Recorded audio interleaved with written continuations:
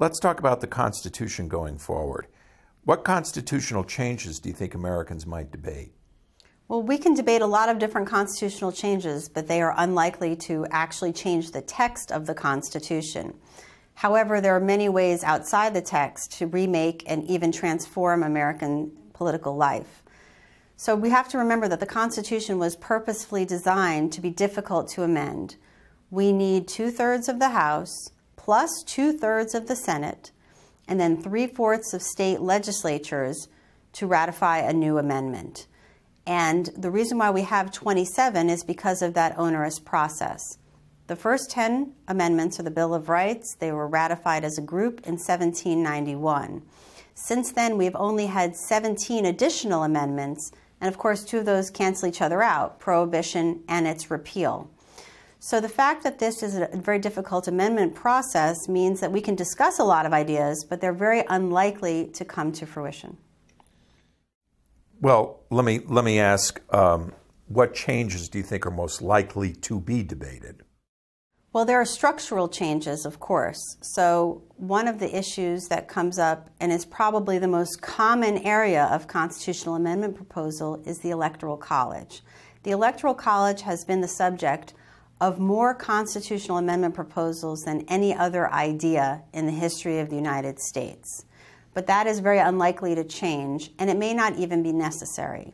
So I'd like to give a quick example, if I may.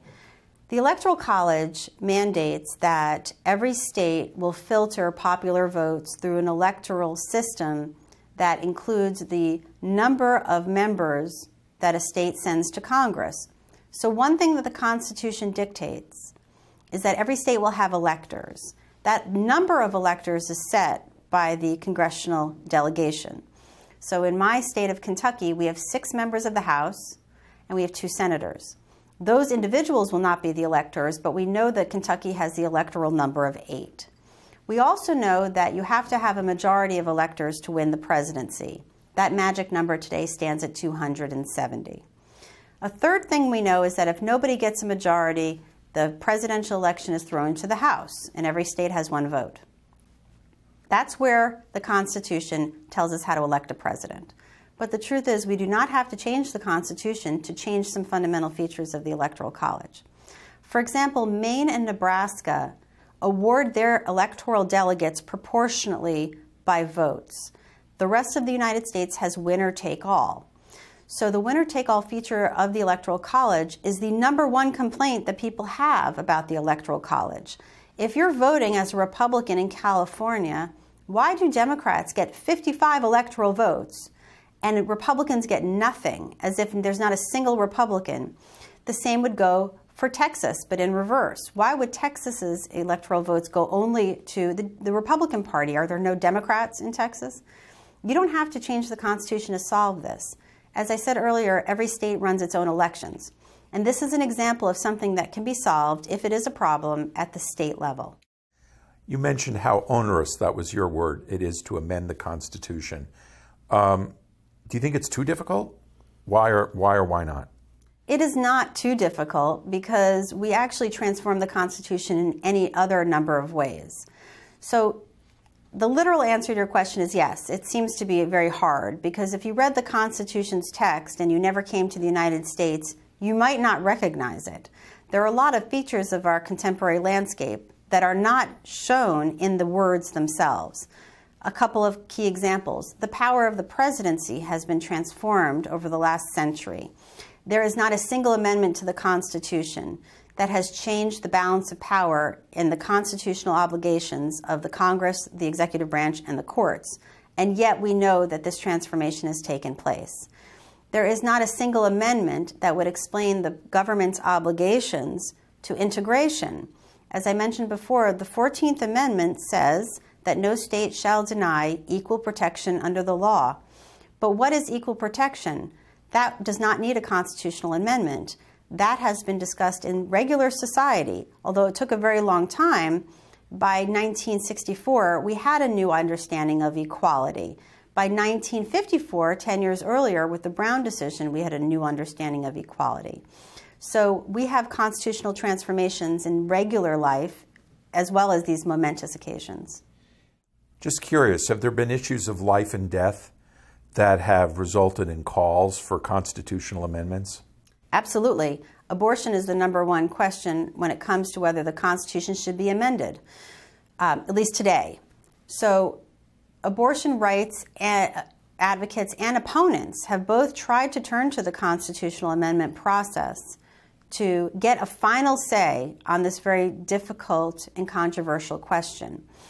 The word privacy does not appear once in the Constitution, and yet over a period of decades, the Supreme Court and local and certain state and national organizations have put pressure on the court to say that there is a fundamental right to privacy. The court read one in starting in the 1960s, and then in 1973, in the Roe v. Wade decision, decided that this was a fundamental right alongside the enumerated ones in the Bill of Rights.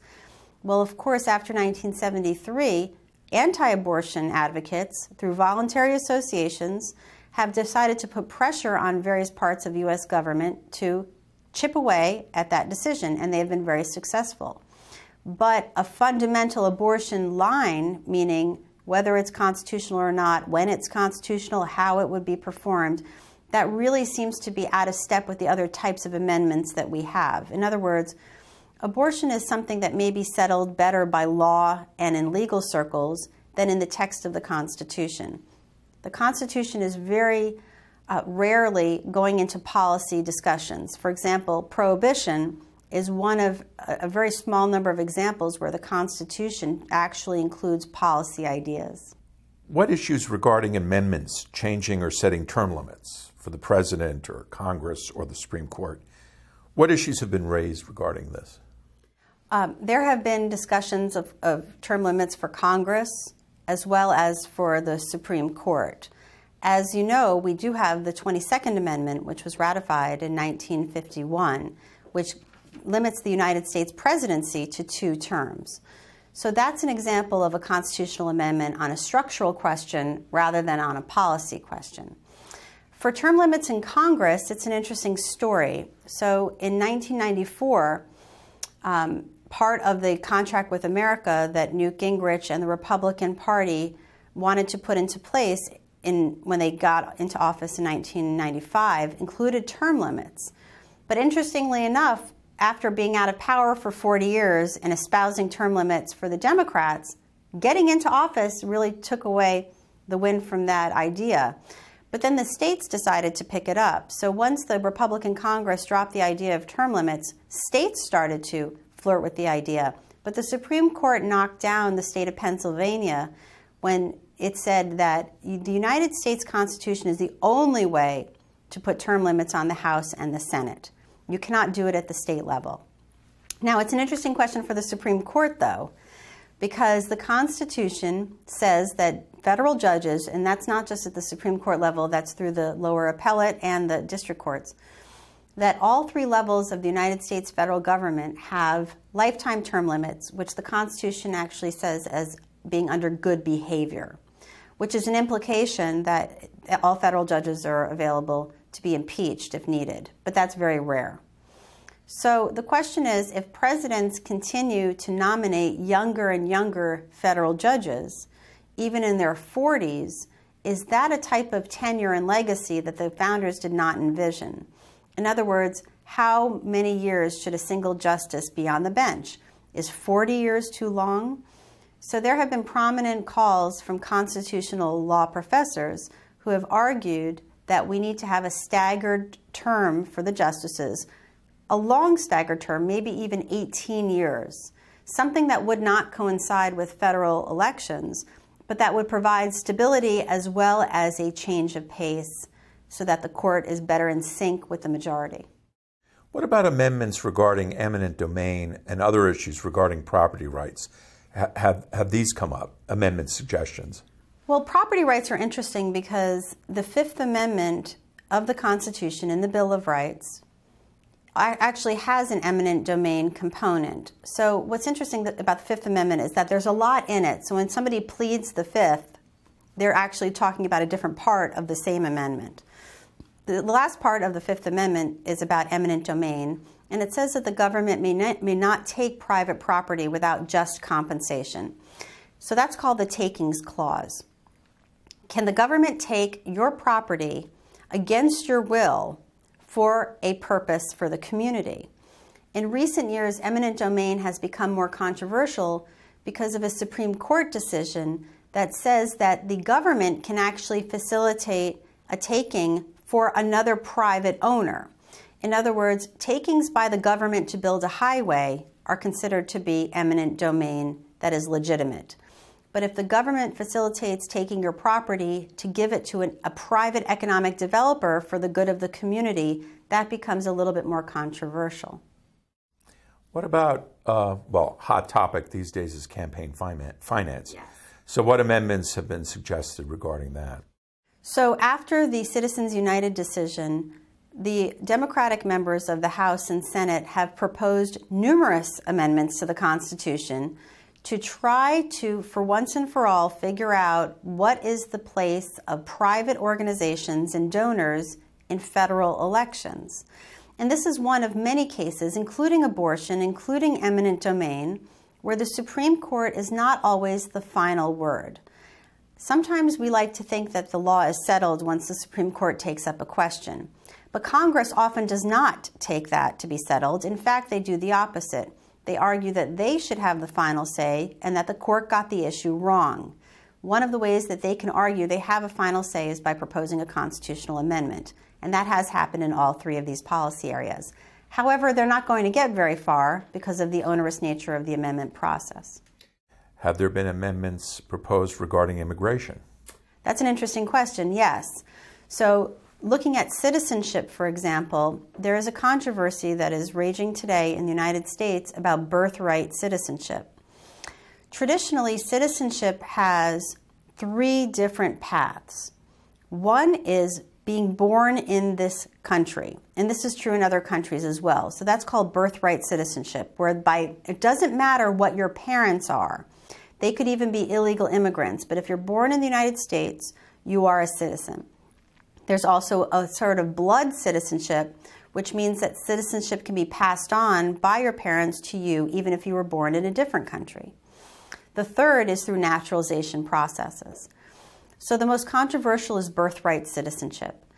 And in some parts of the United States that have higher illegal immigrant populations, there is a backlash against sometimes the fact that people will come to the country illegally, whether or not they're here just for this purpose, but once their baby is born, not only is the baby a citizen, but then that legal right might get transferred to the parents through some kind of prosecutorial discretion. And this is something that the Obama administration has put into effect. So I'd like to explain this a little bit. That the Obama administration has argued that if a child is a citizen, but the parents are not, there need to be some measures for human rights considerations to not prosecute and deport the parents if the child is here legally. I realize you talked earlier a little bit about the Electoral College, but let me ask, what amendments regarding the Electoral College and proportional representation in the Senate have been proposed? So a typical Electoral College amendment would be that the Electoral College should match the national majority, or that the Electoral College should be eliminated, leaving in place a directly elected president reflecting a majority. There have only been a handful of instances where the Electoral College did not do those things. So defenders of the Electoral College say that it works in most instances and that there's usually a match between the Electoral College and the national majority, so there's no reason to tinker with it. And that it's still in place as the ultimate protection against a type of majority leader that would be unacceptable as president. So we've never had the electors rebel completely against a national majority, but defenders would say we have plenty of reason to fear that. What's interesting about the U.S. Senate is that the amendment article, Article 5, in the Constitution says that the Senate's allocation of 2 members per state is not amendable, not without the consent of the states themselves. In other words, even going through the 2/3 of the House, 2/3 of the Senate, and 3/4 of the states, unless the states themselves consent, they cannot lose equal representation. What amendments regarding congressional districting and multi-member districts with proportional representation have been suggested? So this is an interesting question that really is for the protection and inspiration of third parties. So one of the reasons why we have a two-party system in the United States is that for the House, the Senate, and the presidency, we have a winner-take-all electoral system. So what that means is that if you have one member representing a district, that one member will be elected by the majority, or the plurality, which is the person who got the most. If we had a multi-member district system, that would mean that the election can actually result in multiple winners. So instead of having one member per district, and that one member is the winner, we could have multiple members, and then the electorate can be proportionally represented. So a constitutional amendment to bring multi-member districts would be to advance the interests of third parties and independent candidates. One of the interesting features of the United States is that we have a two-party system, even though the Constitution does not mention parties at all, and theoretically we could have a vibrant 3- or 4-party system. One of the reasons why we have a two-party system is consistently the disadvantage of third parties in single-member districts. So every time we have a House or Senate election, we have multiple candidates but only one winner. That one winner will reflect most of the people of the district. If we had multiple member candidates and multiple member districts, we would have proportionality. In other words, the House would not only reflect winners, and the Senate would not only reflect winners, but perhaps they could represent the minority party too. So if a district in the House is 2-to-1 Democrats to Republicans, instead of just having one member, only a Democrat representing the whole district, you could have 2 Democrats and 1 Republican. And that would show third parties that there is a way to win. Even if you lose, you might get a little piece of representation.